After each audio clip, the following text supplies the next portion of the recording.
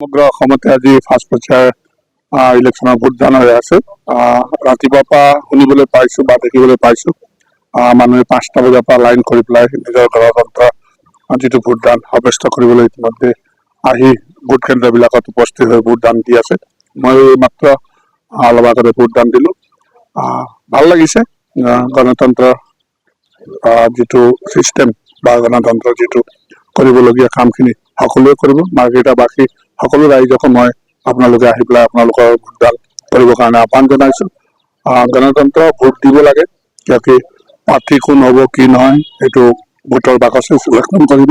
আমি ভাবোঁ সকলোৱে যিটো ভোটদান দিব লাগে সেইটো ভোটদান দি পেলাই আপোনাৰ দেশৰ প্ৰধানমন্ত্ৰী ভোট যিহেতু আজি নহয় জানো, আজি প্ৰধানমন্ত্ৰী ভোটদান কৰিছোঁ। আমাৰ নিজৰ ভোটবিলাক আমি দি থাকোঁ প্ৰত্যেক 5 বছৰ মূৰে।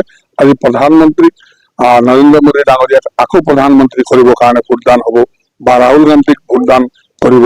যাৰ যাৰ যি মনত ভাগ আছে, যি যেনেকুৱাকে ভাবি আছে মনত, গণতন্ত্ৰ বচাবৰ কাৰণে যিসকলে প্ৰয়াস কৰি আছে, চেষ্টা কৰি আছে, তেখেতৰ ভোটদান দি পেলাই আজি ভোট সাব্যস্ত কৰিবৰ কাৰণে আহ্বান জনাইছোঁ। প্ৰথম পৰ্যায়ৰ এই যি ইলেকশ্যন 5টা লোকসভাত নিৰ্বাচন অনুষ্ঠিত হৈছে, এই 5টা নিৰ্বাচনত কেনেধৰণৰ আপোনালোকে কি ধৰণৰ চিন্তা চৰ্চা কৰি আছে? আমি এতিয়ালৈকে যিটো কেম্পেইনিং কৰিলোঁ, আমি যিটো আজি দুদিনৰ আগত কেম্পেইনিং শেষ হ'ল, তাৰ ফিডবেক মতে আমি 5টা সমষ্টিত জয় হ'ম বুলি আমি আশা কৰিছোঁ। আৰু আমাৰ নেতৃত্বই বা দলীয় নেতৃত্বই হওক বা আমাৰ কেম্পেইনিং ষ্টাৰ কেম্পেইনাৰসকলে কোৱা মতে আমাৰ যথেষ্ট ভাল আৰু প্ৰত্যেকটা 5টা সমষ্টিতে আমি জয় হ'ম বুলি আমি আশা কৰিছোঁ। মাৰ্ঘেৰিটা বিধানসভা সমষ্টিত কেনেধৰণৰ ফলাফল আশা কৰিছে? এতিয়া ষ্টাৰ্ট হৈছেহে। মই ভাবোঁ প্ৰত্যেকটো বুথতে আমি জয় হ'ম। গতিকে ভাল মাৰ্জিন এটা, আগতকৈ বেছি মাৰ্জিন এটা দি পেলাই আমি জয়যুক্ত হ'ম বুলি মই ভাবিছোঁ। হয়।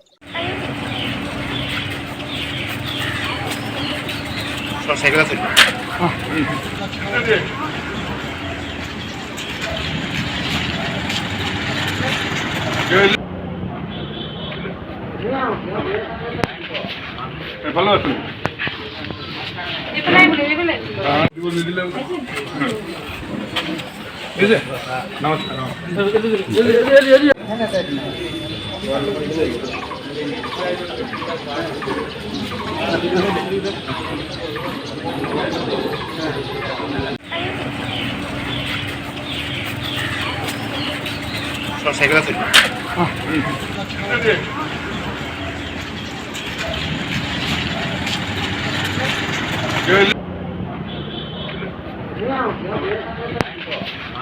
ভালো আছেন?